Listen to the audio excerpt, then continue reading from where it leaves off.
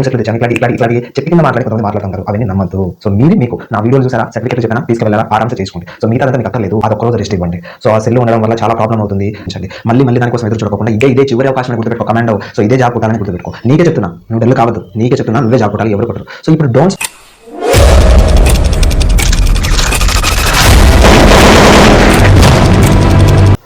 Event రోజు dos and don'ts, ఇది కదా ఇది వీడియో అంటే. సో ఎవరు ఇవ్వలేదు, ఇస్తున్నాను, జాగ్రత్త వినండి. సో అంత కాన్సారా లాగా ఉంటుందా అంటే అలా ఏం లేదండి.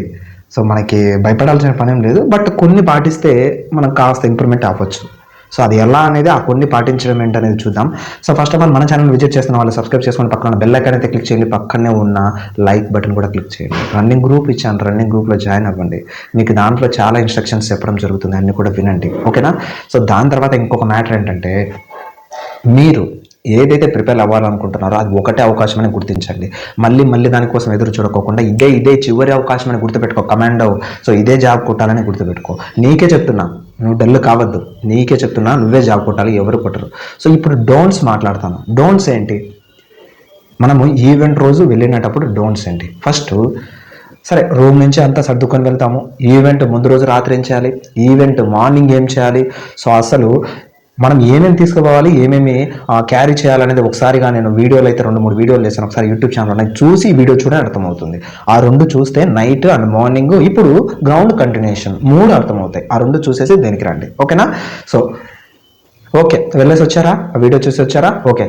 ఇప్పుడు ఏంటి మ్యాటర్ అంటే, గ్రౌండ్లోకి ఎంటర్ అవుతాం అంటే గేట్ దగ్గర నుంచి ఎంటర్ అవుతాం. గేట్ దగ్గర మన ఆధార్ కార్డు చూస్తారు, మన బయోమెట్రిక్ వేయించుకుంటారు. ఏంటి వీళ్ళ కాదా పర్సన్స్, ఏంటి అసలు ఈ రోజు వీళ్ళకి ఈవెంట్ ఉందా లేదా అని చెక్ చేసుకుంటారు. ఓకే, మొబైల్ మ్యాక్సిమం అవాయిడ్ చేయండి. మీ ఫ్రెండ్స్ మీతో పాటు ఎవరైనా వచ్చింటే వాళ్ళకి కానీ, లేదా మీ పేరెంట్స్ ఎవరైనా వచ్చింటే వాళ్ళకి కానీ, లేదా గార్డెనర్స్ ఎవరైనా వచ్చింటే వాళ్ళకి కానీ ఇవ్వండి. సెల్లు లోపలికి అది ఒక్కరోజు రెస్ట్ ఇవ్వండి. సో ఆ సెల్లు ఉండడం వల్ల చాలా ప్రాబ్లం అవుతుంది. First point. సెకండ్ పాయింట్ ఏంటంటే, అక్కడ కూర్చునేటప్పుడు సర్టిఫికేట్ వెరిఫికేషన్ లేదా హైట్ చెస్ట్ దగ్గర కూర్చునేటప్పుడు, అరే ఓబీసీ ఈ నెలది ఉంది, సో బీసీ సర్టిఫికేట్ ఈ నెలది ఉంది, తర్వాత ఆధార్ కార్డు 3 సెట్లు తెచ్చాను, ఇట్లాంటి చెట్టు కింద మాటలని కొంతమంది మాట్లాడుతూ ఉంటారు, అవన్నీ నమ్మద్దు. సో మీది మీకు నా వీడియోలు చూసారా, సర్టిఫికెట్లు చెప్పానా, తీసుకువెళ్ళారా, ఆరామ్సే చేసుకోండి. సో మిగతాదంతా మీకు అక్కర్లేదు. ఏ సర్టిఫికెట్లు కొత్తవి లేవు, ఏం లేవు. ఒక్కొక్క జిల్లాకు ఒక్కొక్క విధంగా సో వాళ్ళు క్రియేట్ చేసుకొని ఏంటంటే చెప్తుంటారు. నాన్ క్రిమినల్ కొంతమంది మాన్యువల్ తెచ్చుకుంటారు. మీ దగ్గర సచివాలయంలో ప్రాసెస్ చేసింది ఉంటుంది, అది వేరే ఇది వేరే ఉంటుంది, మీరు టెన్షన్ పడద్దు.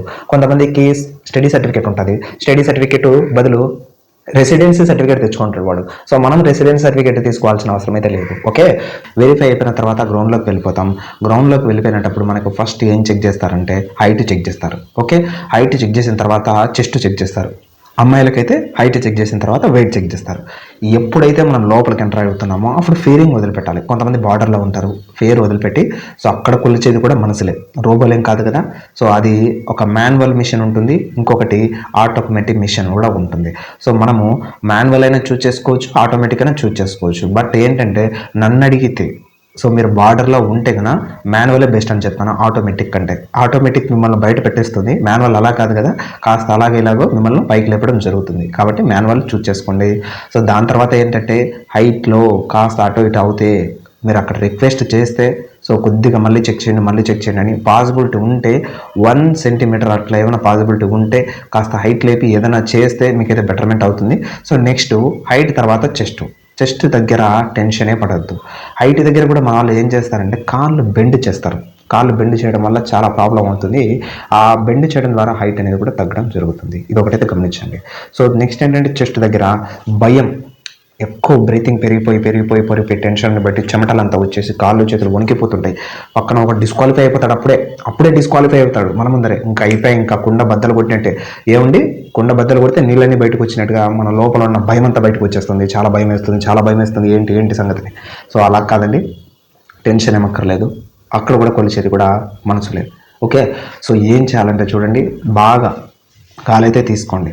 గాలి తీసుకొని నిలబెట్టుకోవాలి, మళ్ళీ వదలాలి. ఇవి ఒక 5 టైమ్స్ ప్రాక్టీస్ చేయండి. మీరు నైటే, మార్నింగ్ వద్దు, కళ్ళు తిరిగి పడిపోతారు. సో అందుకు మీరు ఏం చేయాలంటే చెస్ట్ దగ్గరికి వెళ్ళిన తర్వాత వాళ్ళు నార్మల్గా పెట్టు అంటారు, నార్మల్గా చెస్ట్ వదిలేయండి. ఇలా గాలి వదిలేసి చెస్ట్ వదిలేయండి, కొలుచుకుంటారు.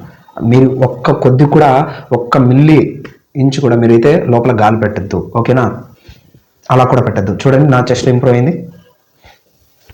అయిందా. ఫస్ట్ ఏంటంటే మీరు మొబైల్ తీసుకువెళ్ళొద్దు. రెండోది ఏంటంటే అక్కడ మాట్లాడుకుంటున్న మాటలు అనేది మీరు కేర్ చేయొద్దు. మూడో పాయింట్ ఏంటంటే హైట్ దగ్గర చాలా జాగ్రత్తగా ఉండాలి. ఎవరో డిస్క్వాలిఫై అయ్యారని మనం టెన్షన్ పడద్దు. హైటు తర్వాత చెస్ట్ వెయిట్ దగ్గర ఎవరో అయ్యారని మనం టెన్షన్ పడద్దు. మనది మన బాడీలో అలాగే ఉంటుంది. అది ఫిజికల్ మెజర్మెంట్ టెస్ట్ పిఎంటీ అంటారు. ఓకే, సో మీకు ఎలాంటి చేంజెస్ అనేది ఉండదు. మీరు టెన్షన్ పడడం వల్ల డీగ్రేడ్ చేసుకోవడం జరుగుతుంది. దానివల్ల మీకే నష్టం అయితే అవుతుంది. ఓకేనా. సో ఫస్ట్ పాయింట్ ఏంటి, సెల్ క్యారీ చేయొద్దు. రెండో మాట, ఎవరు మాట్లాడేది కూడా మీరు పట్టించుకోవద్దు. మూడోది ఏంటంటే టెన్షన్ ఎక్కువ పడద్దు. మనకి ఏదైతే హైటు వెయిట్ తర్వాత చెస్ట్ దగ్గర. నెక్స్ట్ ఏంటంటే బయోమెట్రిక్ వేస్తారు. బయోమెట్రిక్ పడకపోతే కొద్దిగా చేయి రఫ్ చేసుకొని బయోమెట్రిక్ అయితే వేయండి. 1600లోకి ఎంటర్ అవుతారు. 1600లో మీరు తీసుకోవాల్సింది ఫస్ట్ లైనే తీసుకోవాలి. ఫస్ట్ లైన్ కాకుండా వేరేది తీసుకోవద్దు. ఒకవేళ అక్కడ లేదండి నెంబర్ల వైజ్ పిలుస్తున్నారు, లేదండి మీరు వెళ్ళడానికి అవ్వదు అంటే కదా, సో కొద్దిగా అడ్జస్ట్మెంట్ చేసుకొని ఎలాగోలాగా ఫస్ట్ దాంట్లోకి దూరేసేయండి. సో అప్పుడు ఏమవుతుంది, మీకు చాలా వరకు కర్వ్ అనేది సేవ్ అవుతుంది. అంతే తప్ప వేరే లైన్లు తీసుకోవద్దు. ఓకేనా. సో ఇది చేయాల్సిందల్లా. నెక్స్ట్ ఏంటంటే ఎవరినైనా క్రాస్ చేసేటప్పుడు ఎక్కువ లెంత్తో క్రాస్ చేయకోకుండా ఏదో బుల్డోజర్ బండిలాగా పెద్ద 20 గంటల బండిలాగా ఇట్లా తిరిగేసి ఇట్లా వెళ్ళకోకుండా జస్ట్ ఆ నుంచి అలాగా క్రాస్ చేయడానికి ట్రై చేయండి. టైం సేవ్ అవుతుంది. ఓకేనా. నెక్స్ట్ ఏంటంటే మీరు 1600 కొట్టాం కదా అని వాటర్ ఎక్కువ తాగేసి ఎక్కువ తినేసి ఇట్లా చేయొద్దు. అప్పుడు టిఫిన్కి టైం ఉంటుంది. వీలుంటే ఒక ఇడ్లీ తినేసేయండి. ఒకటి చాలు చాలు చాలు చాలు, ఒకటి లేదా రెండు, లేదు అవసరం లేదు ఒక కమలా పండు బత్తాయి పండు తీసుకుపోండి అని చెప్పాను, అవి తినండి. ఓకేనా. సో వీలైతే అరటిపండు తినేసేయండి. ఓకే, అన్ని వద్దు, ఏదో ఒకటి రెండు అయితే మెయింటైన్ చేసుకోండి.